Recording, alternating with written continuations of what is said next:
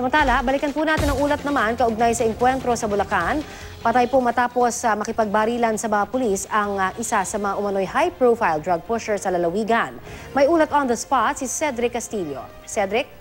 Yes, Connie, ang isang pangkaraniwang routine patrol sana na isinagawa ng mga tauhan ng 4th Maneuver Platoon ng Bulacan Police Provincial Public Safety Company na nakabase sa San Jose del Monte City sa Bulacan ay nauwi sa isang madugong engkwentro ng humarurot sakay ng kanyang motorsiklo ang isang lalaking sisitahin sana ng team sa boundary ng San Jose del Monte at Norzagaray pasado alauna ng madaling araw. Ayon sa platoon leader na si Police Senior Inspector Sean Logroño, nagulat na lang sila nang bigla silang paputukan ng lalaking nakamotor. Sinubukan daw nilang habulin ito sakay ng kanilang mobil.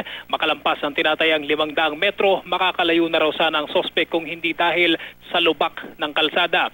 Pagkatapos sumemplang, muli raw namaril ang sospek hanggang sa ma-neutralize na siya ng mga pulis. Agad siyang itinakbo ng mga pulis sa pinakamalapit na ospital dahil sisinghap-singhap pa raw ito. Sinubukan pa raw siyang i-revive pero nalagutan na ng hininga ang sospek. Matapos ang engkwentro, tiyempo naman daw na nakatanggap ng timbre ang platoon leader mula sa Intel na nasa kanilang area ang number 1 sa listahan ng top 10 priority target drug personalities sa Bulacan.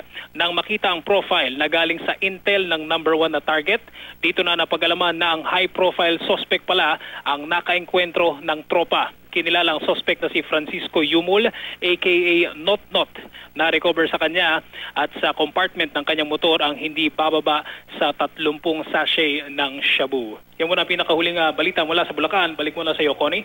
Maraming salamat, Cedric Castillo.